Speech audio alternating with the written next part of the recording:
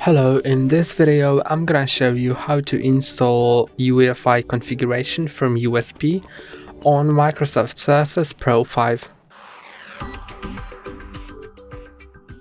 First you need to be in the BIOS. If you don't know how to do it, there is a video on our channel on how to enter BIOS on Microsoft Surface Pro 5.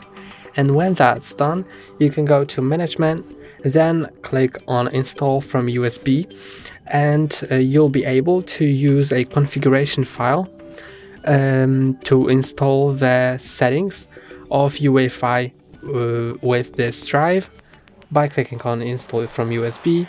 Then make sure that the USB drive with this file, with this name, is plugged in. Then you'll be able to install them. That's all for today. Don't forget to like and subscribe. See you next time.